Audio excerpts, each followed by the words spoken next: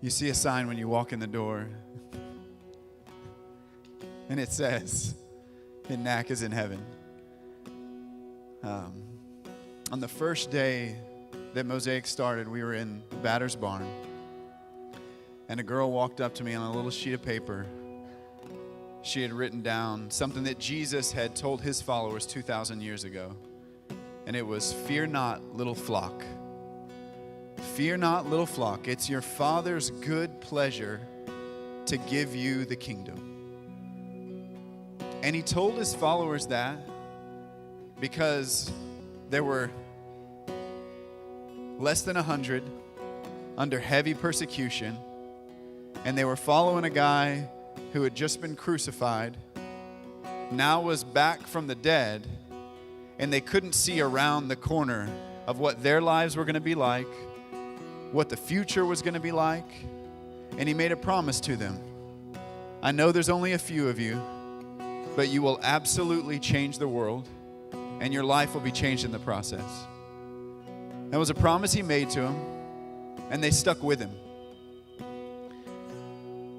And it's the promise that he made to all of his followers, is that if you stick with him, and you submit to him, and you walk with him, that it's his good pleasure.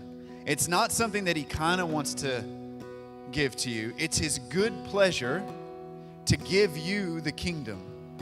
And we talked about last week what that means, but it's his good pleasure to renew all of creation, humans included, and make their life a life of meaning, and make their days full of meaning, joy, peace, goodness, rest, everything that he has in his mind for creation.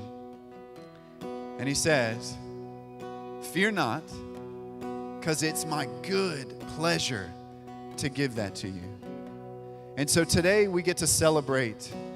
We get to celebrate when neither Oak Grove or Mosaic could see around the corner just a few months ago. After it seemed like the United States just was up in flames, in turmoil. And both of our churches, were not stable. And we couldn't see around the turn. But I remembered what that girl had written to me. "Fear not." And our flocks, both of our flocks, had become very small. And it meant something again, and it meant something really important. "Fear not, little flock. It's your Father's good pleasure to give you the kingdom." So like I said, today we get to celebrate not just God being good, but we can't see what he's doing. But today we get to celebrate God being good, and we know exactly what he's doing. He's uniting and bringing together things that have been pulled apart for too long. And so we get to celebrate that today. We get to kind of glory in it today. That's what we're doing today. And so if you would, before we begin, I think it's so important to recognize that even today, as we celebrate the past and we look forward to the future, it's always a moment where we get to let go of last week and look forward to next week and say, "God, I want the kingdom in my heart, in my mind, in my home, in my workplace. I want that." And so if you would, just lift up your hands before we begin. Would you lift up your hands? And we just say once again, "Father in heaven, we submit to you. As a group of people, we submit to you. As individuals, we submit to you.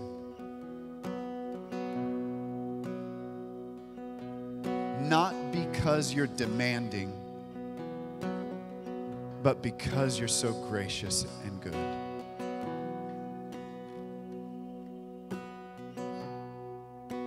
And so we give all of ourselves to you.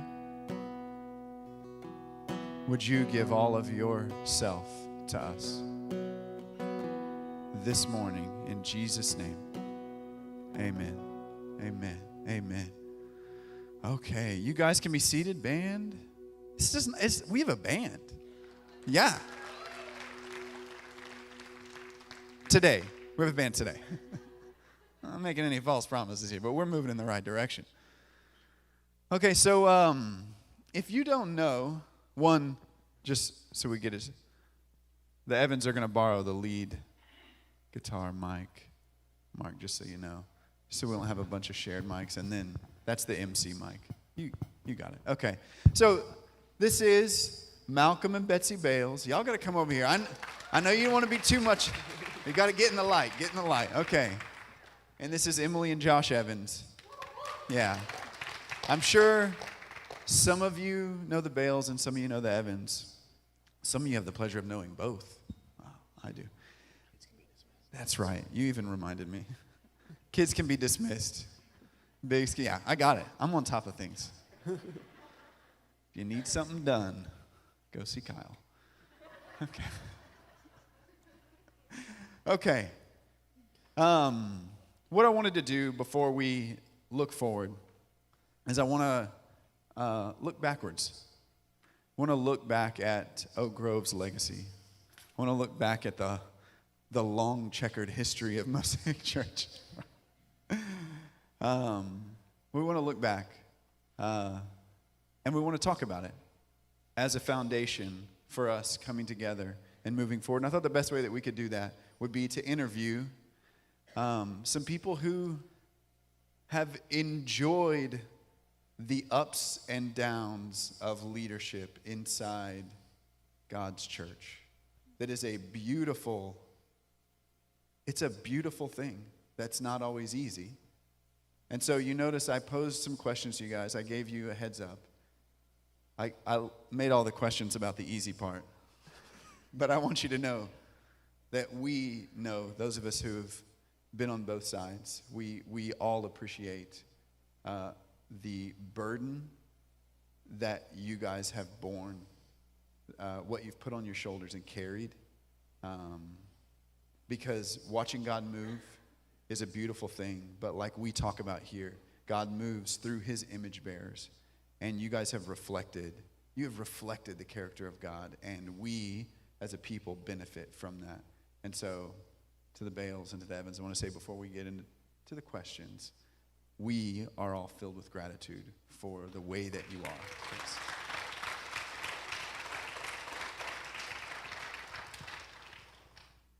Now, questions. I'm going to ask the Bales first. Would you tell us a story from Oak Grove's history that's near and dear to your heart? Hello. There we go. Well, the biggest day in our lives since we've been here was February 27th of 1999. And it was a busy Saturday morning with 6 kids. I guess most days were busy. And our oldest was a freshman at Baylor.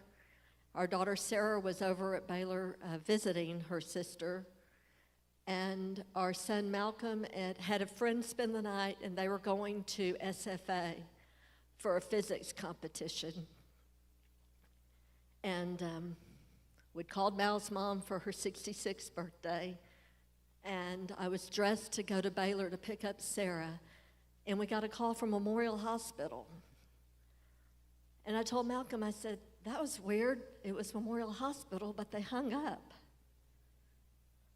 And a couple minutes later, they called back, and the lady knew us and could not bring herself to tell me that our son and his friend had been in a horrible accident. So that day, Malcolm and his friend John Michael Davis died from an automobile accident. And I just can't tell you how this church loved us and cared for us and became our permanent family for the rest of our lives. They were just amazing. And can remember Byron Vandover in a frilly apron serving food to our family, and just none of them could do enough. And the prayers that they did for us, we're here today to say he is sufficient, and he used his people to take care of us. And you just don't get past that. Mm-hmm. Mm-hmm. Thank you, Betsy. Thank you. Evans, I've got the same question for you. Would you give us a story from Mosaic's history that's near and dear to your heart? Yeah, we're on. When I got assigned this question. It immediately for me will always be that first Sunday that we met in the barn. I showed up to Jeff and Jackie's barn that Sunday, grieving, but really hopeful and expectant, looking back from a very naive, childlike, wondrous place. We had a couple of college girls that offered to watch a few kiddos while the adults prayed, and we had hundreds of adults packed into that barn and over 60 kids taking over a little barn dominium loft, climbing like full mounted animals and pretending to ride them. And I just remember running up and down the stairs, praying with people below, and then trying to make sure nobody had broken a bone yet upstairs. And I walked out of the barn that day, I think sobered up a little bit that what we were saying yes to was probably going to be far more costly than we could have fathomed, far more challenging, humbling, painful at times, but also more fruitful, more refining, and more full of God's power and presence than I ever could have imagined. And so the cost has been far more than I think I would have been willing to sign up for up front, but it has been absolutely worth it these last 5 years. And so that day in the barn where I think I walked in one person and I walked out with the Lord already beginning to do that work of, I think, beginning to understand what it is to actually advance the boundaries of his kingdom on this earth, and all that entails. And so that morning for me is really the ongoing journey that we've been in as a church. These were supposed to be light. I'm like in tears over here. That's good. Oh my gosh. Yeah, church is meaningful. Gosh. Okay. I'm taking a deep breath in. That's good. Okay. All right. Bales, would you tell us what about Oak Grove has made you proud to call it your church? Yes, we have been members on this location since 1996, and you all know this if you've been around long, but usually churches have a certain identity. The First Baptist Church is a certain thing, and et cetera, and different denominations. And I have to say that when we first started attending here, it was just an expression of unadulterated love for the Lord Jesus. But it was very different than any church I had ever been to. And the difference, I think, over the years that I came to appreciate, at first just like, do we belong here? And actually what the significance of Oak Grove has been for anybody here in this county or any place else has been a place where you will fit in. If you've never fitted in any other place that you've ever tried to worship at, then Oak Grove was the place for you. We had lots of weird people here and lots of people that you wouldn't think were weird, but when they got here, we were family, as the Lord Jesus designed it, that we would lift each other's burdens. And the illustration of the body was never more true in my life than it has been as I've been a member here at Oak Grove Baptist Church. The other thing that I'm really proud of is that the church has never been a wealthy church. We've had people that made good livings, of course, but the sanctuary that we're sitting in, the campus that we're enjoying and will enjoy for years to come, was built by a pretty small group of people. And it has been my experience through all the 25 years of membership here that no matter what the challenge was, Oak Grove people found the resources to meet the challenge. And so now that we're Mosaic Church, folks from Legacy Mosaic and Legacy Oak Grove, Mosaic folks, get ready, because there is nothing that our God can do if we're willing to be obedient. Mm-hmm. And I just got to hang out with some really amazingly obedient people. And so thousands and thousands and thousands of dollars have been given in benevolence and for missions and to build this building in ways that you could not explain except by the grace of God and the faithfulness of his people. And I've been very proud to be a part of Oak Grove's legacy in that regard. Two things I'm proud of Oak Grove is the members here are really good at seeing Jesus in each other. And they kind of act like they don't see the other parts. So they are good at that. And then they get excited and they love to work hard to share Jesus with others. I couldn't believe, I found out early on that they wanted to know when Bible school was so they could schedule their vacations around it. They wanted to be here for Bible school. And anytime we bring in a group of children to share our faith, they are showing up big time because they're all about sharing Jesus. Evan, same thing for you. What about Mosaic Church makes you proud? I've said before to people that Mosaic is not an easy church to be a part of. It's challenging when you don't know where you're going to be meeting from month to month or year to year. It's challenging to drop your sweet 8-month-old baby off in a computer lab with wires everywhere.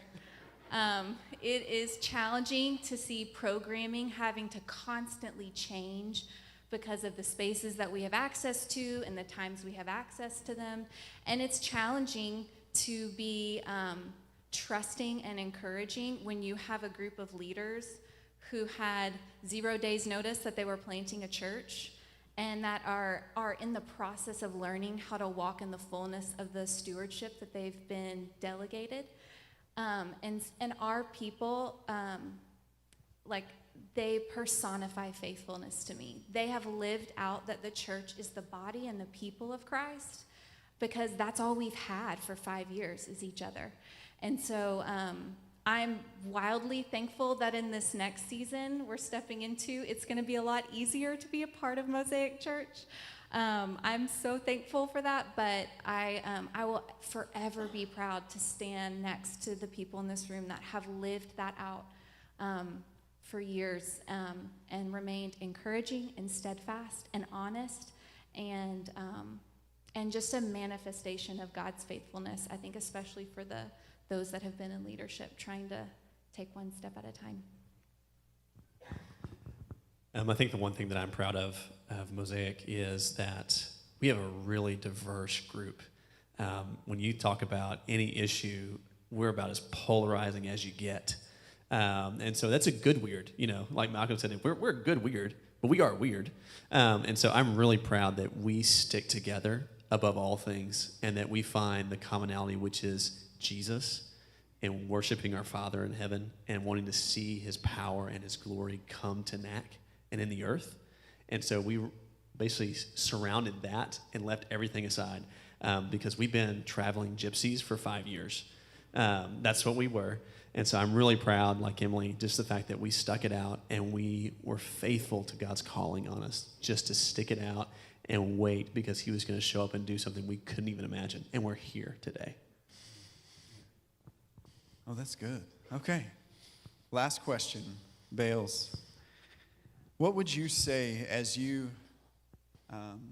know well the people of Oak Grove? How would you put into words the deep longings that they have for church and for their city and for relating to God? Like, what are the deep longings that stand out in them? Yeah.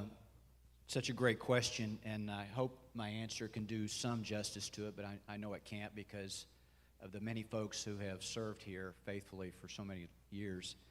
It's kind of, I think it's amazingly interesting, not a bit ironic because this is the way the kingdom is to be, but the history of Oak Grove is not that different from Mosaic in the sense that almost 50 years ago, the little house that you see on the east end of the property was the church. And it was about to close its doors. Some faithful people asked some other folks to come from here in town. Some of those people are sitting in the pews right now. There are people here, folks, who have been serving the Lord Jesus at Oak Grove Baptist Church for almost 50 years. And they came to have freedom in worship and devotion to the Word and to accomplish the Great Commission. And when we arrived, we're newcomers. We've been here for 25 years. We enjoyed the freedom of worship. The expression of worship back in 1996 was very unusual for Nacogdoches. Not now, but we really like what Mosaic's doing because it's really emblematic and significant to Oak Grove people, because this was part of our history of freedom of expression and a vibrancy in our worship that would be meaningful to not just people, but to the Lord himself. And that's been a big part of Oak Grove. But I want to say to you that Oak Grove people over the years and now, we're desperate. And I don't mean desperate in a bad way, but desperate in a good way to see the Great Commission accomplished. And so Betsy was right. When she referred to Vacation Bible School being a big deal, it wasn't just because you needed it like as the box you check off. It was like they knew that the eternal destinies of these kids was there to be influenced by the gospel. And so they did schedule the vacations around that. But so many other things. And so when we've done so many things over the years, sometimes not well, sometimes really well. But every move that we made, it was a united effort to please the Lord and to pursue his gospel, good news, in Nacogdoches. And so earlier this year, we were desperate, like we've always been desperate, in a little different way. And Joe Musser and I were praying about what should we do. We just had experienced this split, a very difficult thing. You folks at Mosaic know what that's like. And we were desperate. But we were never desperate like, oh my gosh, we're going to have to close. We were desperate like, what is the Lord going to do to prepare us to accomplish the commission? And then Garth sent us an email, and then here we are on stage. So thanks a lot, Garth. So I want to say to folks that we were, there's some understanding that maybe we were like desperate to be taken over because we just couldn't do it on our own. That's not Oak Grove folks. If this hadn't happened, and it is the Lord's will that this happens, I know it in my bones, Oak Grove would have soldiered on. I'm not sure how, but we would have, because the people were faithful to be obedient. But we were desperate to do anything, even desperate enough to say, please come here and be part of us, because we want to see, and this is so great, I wish I had thought of this before for Oak Grove, but we do want to see his kingdom as it is in heaven here in Nacogdoches. And let me say to my brothers and sisters from Oak Grove, I know you're going through all kinds of feelings even now as we enjoy and celebrate this great day. It's not easy. There's a certain sense of loss no matter how great these guys are. But let me say to you, brothers and sisters, that the vision that you had almost 50 years ago is alive and well and burning as hot as ever in Mosaic Church. Amen. Amen. And guys, the Lord is so good to us. He has brought us under the leadership and pastoring of wonderful men who are just as in love with anybody we've ever had service as the pastors. He's not done just a good thing. He's done a great thing. And so I am so excited for the future. His faithfulness endures, and we are going to be serving, him here in Nacogdoches until he returns. May it be soon, but if he tarries, it's going to be great. That's good. Okay, Evan, same for you. What would you say, how would you put into words the deep longings of the people of Mosaic as you know them? I'm going to try and follow that. That was I pretty good. When I think about what the people of Mosaic want to see, and it's been the same since the very beginning, we've wanted to be known, like Scripture says, disciples known for our love for people, that we accept people, that we come to bring them into the family of God, but we also want to see them walk in his power. And we want to see the city begin to be changed because people interact with people filled with his presence. And so that's been the mission of Mosaic Church since the beginning. I think that continues on, and just like Malcolm said, we do long to see the kingdom of God and the kingdom of heaven come here at NAC. and that's what we've always been about from the very beginning. And so I don't see that changing by any stretch of the matter. It just being bolstered by what Oak Grove brought to us. And so I think that's the mission that our people have always recognized. And so I'm just super excited to still be here. And so that's good. Amen. Amen. Ailes, thank you so much for sharing and sharing honestly. Would you guys give them a round of applause one more time?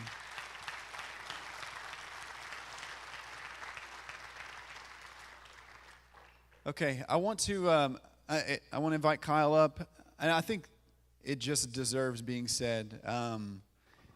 We have said over and over on this stage this morning the grace of God and the faithfulness of men, and I think most of you that have been around Kyle know that I think that sums up so much of the way that you are. Hold on. If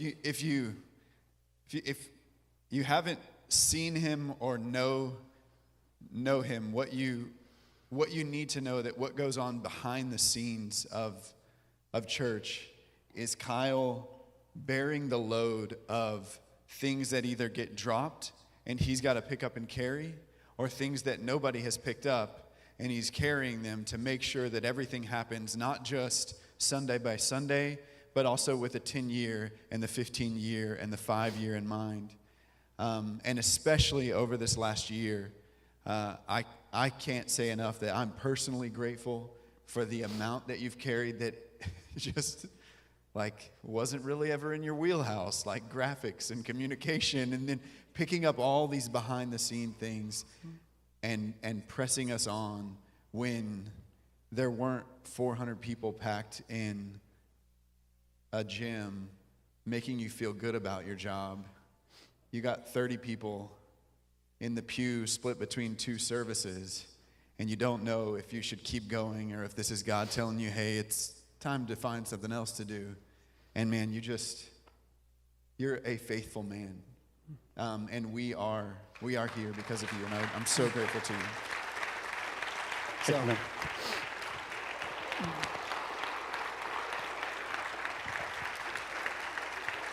yeah. If you give him a round of applause. And then Kyle,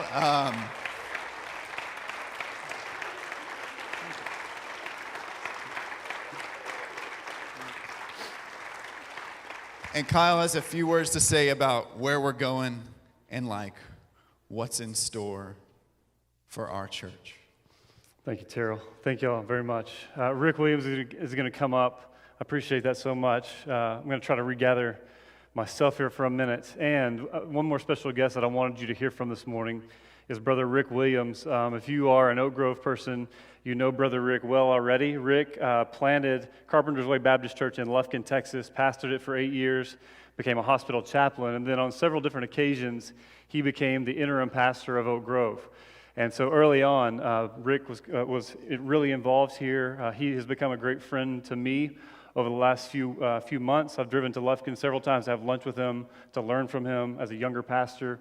To have a man who's already done your job and done it well is such a unique gift.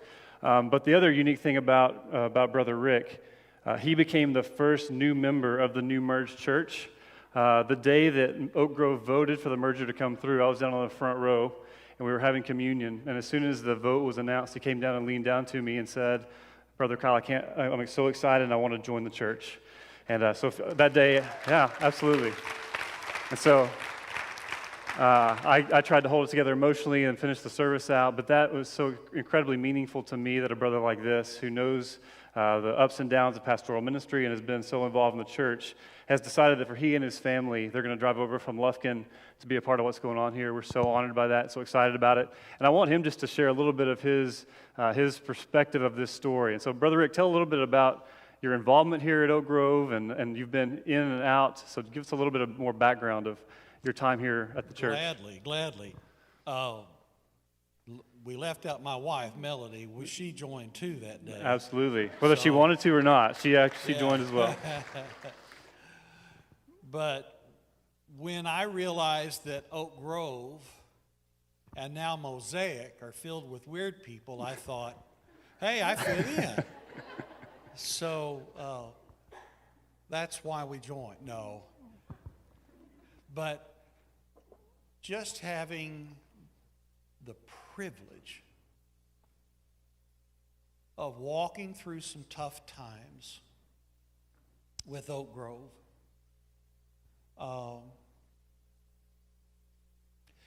sensing God's Spirit, and this is bragging on Him, not on me, but sensing God's Spirit on me every time I walk through these doors, that it was absolutely amazing to see what God was doing. And you know, there have been some low times. Those of you in Oak Grove, you know there have been some low times here. And that's what's such a blessing, absolute blessing now, to see this, to see all this, so that two groups of godly people are joining together to form Mosaic. What a blessing. What a blessing. But it's been tough for those at Oak Grove at times.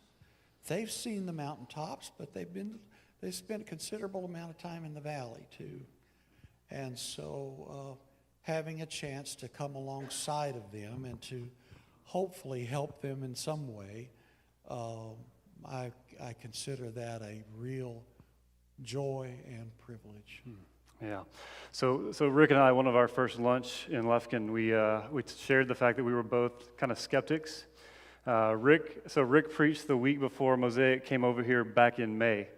And I remember watching the live stream back to prepare for the next week's sermon, and I didn't know Brother Rick at the time, but I watched and listened, and at the end of it I thought, you know what, I don't know if he's for this, against this. You did a great job not showing your cards, but I watched the sermon and thought, I'm not sure what he thinks about all of this. And when we got together and began to share our heart for what God was doing and get to know each other, it's really been pretty amazing to see him work this whole thing out. And the question I want to just hear from you, this last 6 months, what have you seen God do? I don't know, don't want to put words in your mouth, but for me, going from skeptical that this would work to where we are today, how's that journey played out? When, if you would allow me to relate to something in my own life, those at Oak Grove know this, that I love to fly. Doesn't matter what we're flying, how fast or how slow or whatever, I love flying. And I've learned as I was learning to be a pilot that you could fly real high and you could see so much territory. But my real enjoyment was low-level flying because you had this sense of speed and a sensation of really what flying's all about. I say that to introduce the thought that I've done some low-level flying here with Oak Grove. Now, I've not been involved in the meetings, okay?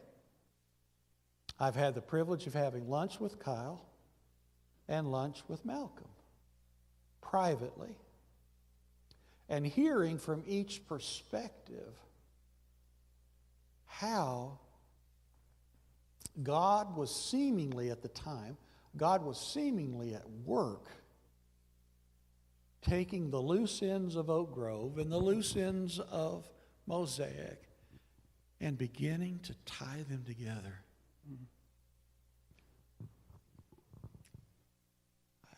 That piqued my curiosity. That's why when y'all first came into this building, Melody and I, we hung around. We wanted to see what was going to happen. In 40 plus years of ministry, I've never seen two churches merge. Just one quick story. When the church we started in Lufkin at Carpenter's Way, we were growing very fast. And we needed some more chairs. So I called a couple of different churches that I knew were on the decline and just asked them, do you have any spare chairs that we could purchase from you? They didn't just hang up on me, but they were real close to it. they didn't want to admit defeat. They didn't want to admit that they had those chairs. Well, now, compare that attitude to the attitude of these two wonderful churches coming together and surrendering to one another. And I happen to know, because something that Malcolm shared with me, that there are some things that they presented. And Malcolm, if you don't mind me quoting you, you basically said, we didn't think there's any way in the world they were going to agree to this. But they did.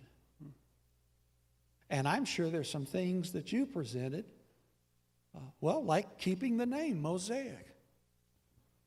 Oak Grove's proud of their name, but they have surrendered and said, let's do it. So we saw this give and take. And I've known Malcolm for 15 plus years and love him to pieces. He's a godly man. He's a highly intelligent man.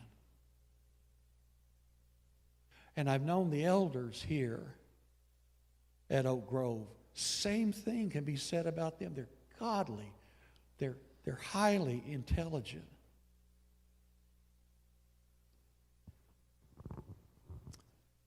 And then we come here and we see, as they have worked together on this merger team, not being a part of it, but to see the fruit of it and to learn to love these two guys here. And so that's kind of where we've been to this point here. Yeah, thank you. So tell us, what made you want to join? What do you want to see happen here? What makes the drive from Lufkin worth it? What are you and Melody looking forward to? Well, obviously, the preachers, in this case, are the face of the church. And like I said, we fell in love with both these men. If one all of a sudden couldn't preach, they wouldn't skip a beat. The other one would be preaching and be equally great. At least one of us can hit 50% almost every week. So I'm sorry. And so, but for us, I've been studying the Word for many, many years, and yet I'm getting fed from these men. Okay? That means a lot to me. And so we love that. We love the thought. Well, let me not get ahead of myself.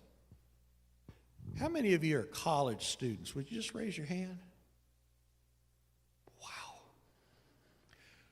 Dear friends, catch this.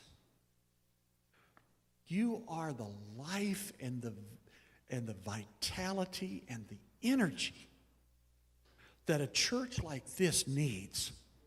And you've been providing it. I've watched you come in the back doors, and y'all are just as loud as you can be. And that's good. And that's good. And you're hugging one another and talking to one another and all. That's great. And how many of you are young parents? Let me see your hands. Look at that. Wow.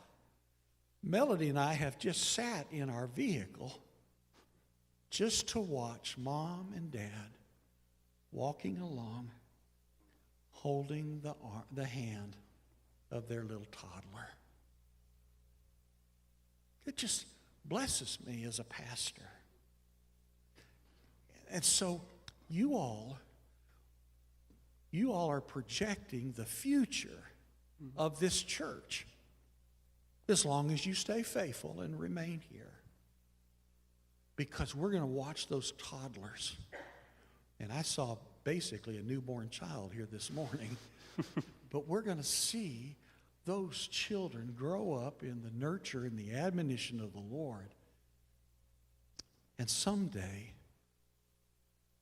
they're going to be on this platform. And they're going to be talking about their love for Christ. Yeah. That they caught. Not that they were taught, but that they caught from their parents and this wonderful conglomeration of churches. The final thing was that I love the saying,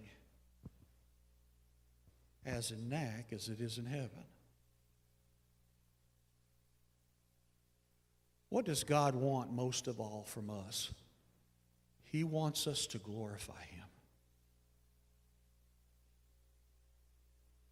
And it seems to me,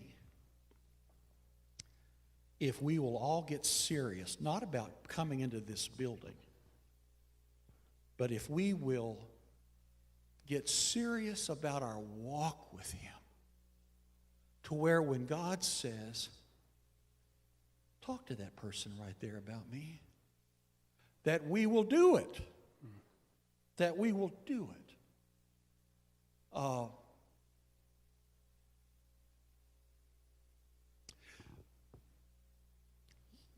This may come across as a little hard and harsh, but we've got to become militant. We've been sitting on our blessed assurance for way too long.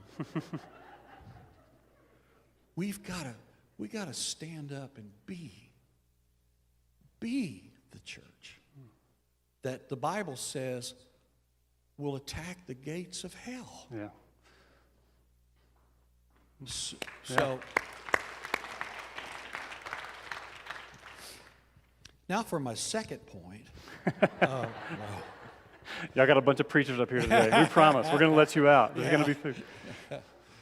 Let me just say this in conclusion, unless you have another question for me. As I was thinking about today, my mind went back to Ecclesiastes 4, where it says, 2 are better than 1.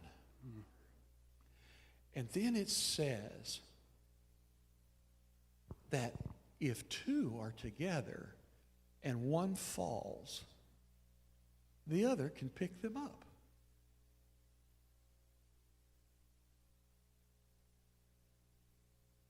You know the commercial. It's one of those commercials that's really caught on, and we kind of make fun of it a little bit, although the topic is serious.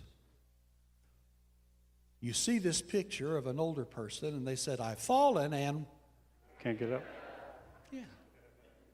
May that never be said in Mosaic. Yeah. Because 2 are better than 1, and there ought to be a compassionate crowd around the people who fall, so that they can't say, I can't get up, because 2 are better than 1, and we'll be there to lift them up. Should I tell him my dead dog story and then? No. You can't not now. No, okay, no. I'm teasing. Let me say one thing real quick. He talked about the college students and he talked about the young families in here. And one of the things that we've felt for a long time is that if ever could be combined, the energy of the young with the stability and the maturity of the old, this city better watch out. Amen. Better watch out. And so the fact that we have young and old sitting here together wanting the same things, that's what this is all about. And so give Brother Rick a hand. I'm so thankful for him. We're gonna get him a T-shirt that says first member of the New Mosaic Church. We'll get him something that commemorates that, but we're so grateful. I'm gonna say a few words, I promise, and then we're gonna pray and worship together a little bit more. But I want to just spend a second to talk about what God's doing here, and also just about the wedding imagery we've talked about for the last 6 months. I've jokingly referred today as the wedding day, right? That we had dated, we had been engaged, we'd try to work through all the conflicts and get some counseling, and today's the wedding day. And what I want to just acknowledge is that weddings are deeply emotional times. When you're the bride and the groom, on that side of it, I remember my wedding day, it was tears of joy. When the doors opened and my wife walked down the aisle, there were just tears of joy, because that day is a day that is deeply emotional, because it's a day of celebration, it's a day of God's faithfulness. But I remember on that day, and now that I'm on the other side as the pastor of weddings, I remember my parents were crying and Katie's parents were crying, and there were tears of joy. But mixed in with the tears of joy were also tears of the closing of one season of life. And I remember being slightly offended that Katie's dad was crying so hard, and I was assuming that it was mostly tears of joy. But when you're on the other side of a wedding, and now that I have children of my own, I get it, that even if they marry the greatest people in the world, as a dad, it's this change of seasons, right? And what I want to talk about today is this wedding day, and there are tears of joy, absolutely. There's celebration, absolutely. But for Mosaic people and for Oak Grove people, this is one of those moments where a season is changing. And I just want to say that those emotions are appropriate and right, that we would get to today and not just celebrate where we're headed and celebrate the exciting things that God has done, but this is a day where we are looking back and celebrating an incredible season, a difficult season, but an incredible season that God has been faithful to walk us through. All right, so this wedding day today that we celebrate, that's going on in this room, it's going on in our hearts. And what I want to say, what I want you to hear today is that, especially for the Oak Grove Legacy people, this is not the end of the story. This is the beginning of a new journey, right? For the Mosaic people, this is not the end of the story. This is the beginning of a new journey. And what God has done is taking two separate stories, one that's about 50 years old, where the Oak Grove people have been faithfully carrying out the journey that God gave them. And today, it's not the end of the story. It's the beginning of a new part of the journey. And for Mosaic, you got to hear from the Evans the 5 years that we've been on. And one of the first meetings we had as merger team was just comparing how oddly similar our stories were about 50 years apart. And what's happening today is not the end of any story. It's the beginning of a new journey where, just like what Brother Rick said, we get to come together and be better together than we ever could be apart.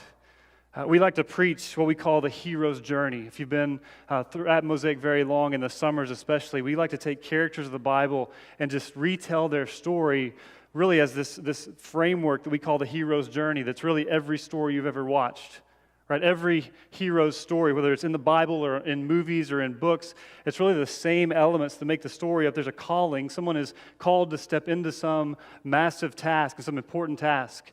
And if they choose to take on trying to carry that task out and to step into that calling, they always have to step into what we call the valley of challenge. And so we've looked at the stories of Abraham and Joseph and Moses, this calling that they received, but then how much of their life was descending into what we call the valley of challenge. That if you're going to carry out the calling that God's placed on your life, you cannot do so without descending into this valley and into this darkness where there are obstacles to overcome and enemies that must be taken on and hardships that must be endured. And then for those who are faithful, for those who endure, they come out the other side of the valley to what we would call completion. Right, the hero's story is complete when they've accomplished their calling. And what I want to point out to you is that in the great movies, the great books, the great stories, when they come out of the valley to completion, the story of the hero is not just great personal accomplishment. It's that they get to share the spoils of victory with everyone. Right, those are the great hero stories based on the greatest hero story, the life of Jesus Christ. That he received this calling, walked the valley of hardship, and completion for Jesus. The cross and resurrection was not just great personal victory for him, it was sharing the spoils of victory with all of us. And so Oak Grove has this amazing hero's journey, 50 years old, where you have been faithful to the calling that God has placed on you. And what Malcolm and Betsy just expressed, to be a different kind of church in this town. To see vibrant worship and commitment to the Word of God and people being loved well and being treated as family here. And you have undoubtedly walked the valley. You've had great moments and you've had difficult moments, but you have faithfully walked the journey and you've walked the valley. And you're walking out the other side today. And what I want you to notice is that every great movie, there's a character that not many people think about, but he is the key to every movie. Right? So Star Wars. Everybody thinks Luke Skywalker, he's the hero of the story, but in Luke's story, he would have never made it without these two somewhat minor characters, Yoda and Obi-Wan Kenobi, right? Two faithful people who've already walked the journey, and they're looking back into it to be a mentor to those who are about to enter into it. In every great story, there's this mentor role. There's this role for the hero that has completed his journey to now look back and to help those who are entering into it.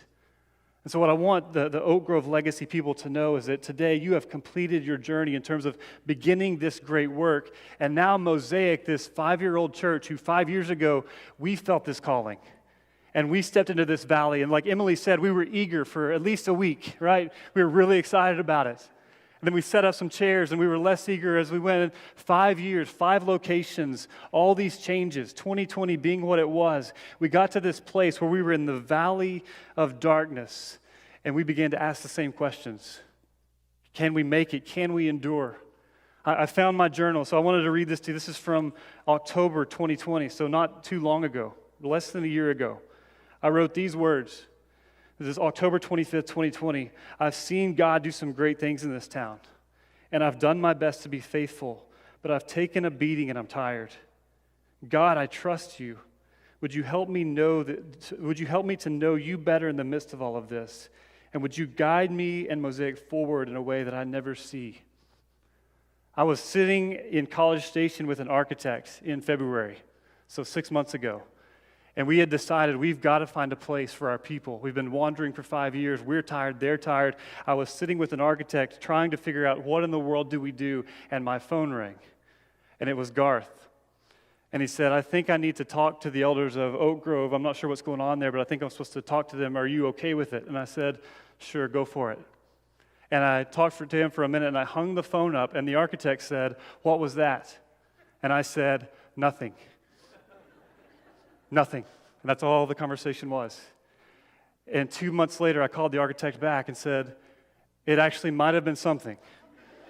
And then about 2 months later, I called him again and said, it actually was something. We need you to come and help us. Right? This has been this incredible journey, and what I want you to understand today, that this is not the end of any story. Right? We are a people, as followers of Jesus Christ, that get to carry on this story that's been going on for thousands of years. The torch has been passed to us, and we get to pass it to the next generation.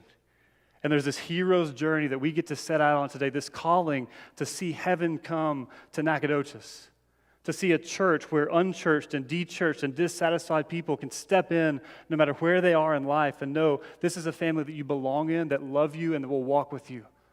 This is a day where we get to step in and say, God, we recognize as we step over the cliff of calling into the challenges that this will not be easy. We recognize that there's an enemy that does not want a church like this. There's an enemy who wants to do whatever he can to keep us separated, and the young and the old and all the diversity that we long for. It's way easier for us just to go to our corners and do our own thing. But this is the day that God's calling us to start a new journey together. To be heroic, to follow the footsteps of Jesus, who received this calling from his Father and said, I'm going to step into the valley, and I know that it won't be easy, but I know it'll be worth it. And so I want you to stand with me. We're just going to spend some time praying. Terrell's going to come back up. But this isn't the end of any story. This is the beginning of a new journey. A new journey for us individually, a new journey for us as two different churches who are now one.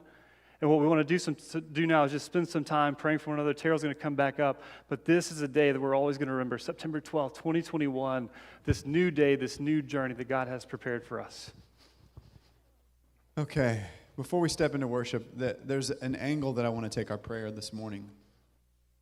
And it's this. I'm not going to have you raise your hand yet. I want to say something first before I have you raise your hand. Like we've alluded to, this is exciting and so much hope for the future and so much vision and so much energy for the future. But at the same time, there are people that have called this building their home for 25 years, for 30 years, for 40 years. There's been a sign out there that's been there for 15 years, 20 years. This place has been called something for 50 years. Worship has been done here away for 50 years. Preaching has been done here away for 50 years. So what makes the kingdom of God and what makes Jesus' church so powerful is that it can take almost any form.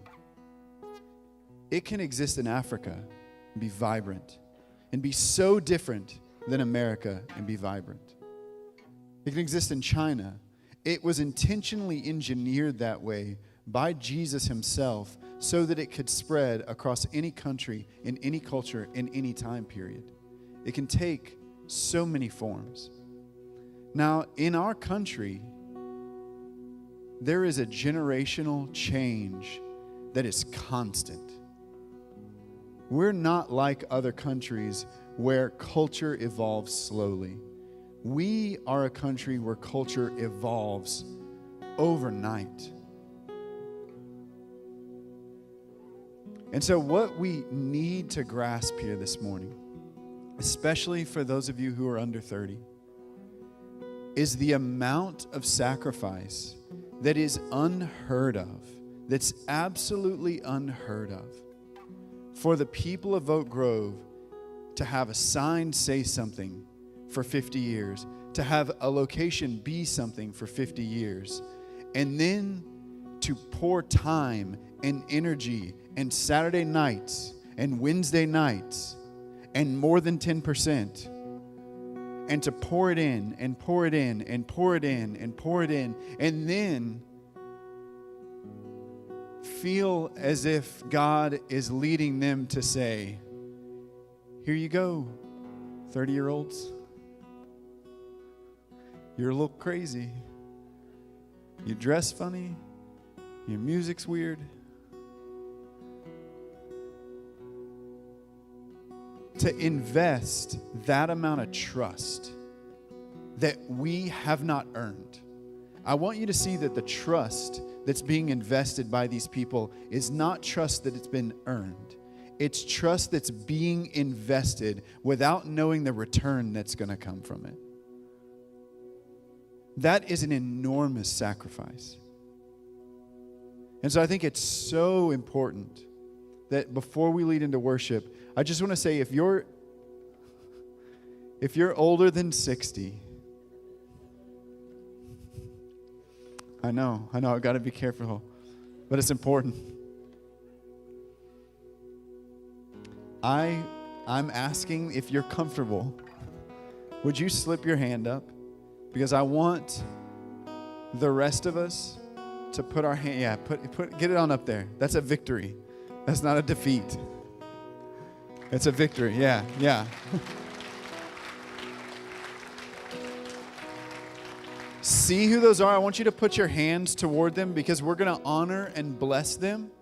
We're going to honor and bless them, okay? Put your hands towards these people around you that you saw slip their hand up. Would you honor and bless them with me as we pray? Thank you so much for paying the price to build a building, for paying the price to raise toddlers and not walk away from Jesus,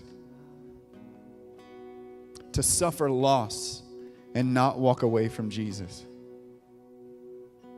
to see your dreams succeed and not walk away from Jesus because you have enough, to see your dreams dashed to pieces and not walk away from Jesus,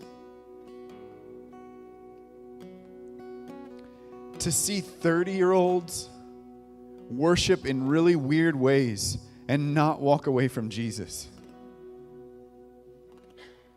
Thank you for paying the cost. Your perspective is valuable. Your history is valuable. The scars you bear and the stories you have are valuable. And we need them. And we need them. And so those of us who are in our 20s and in our 30s, who are really not much different than 18-year-olds who have it all figured out and know how to do everything and know the right way to go and know every turn to take and don't want any input and don't want it told to us any other way than the way that we think it. We want you to know that what you see and what you say is very important to us, and we can't go the right direction without you. We cannot go the right direction without you.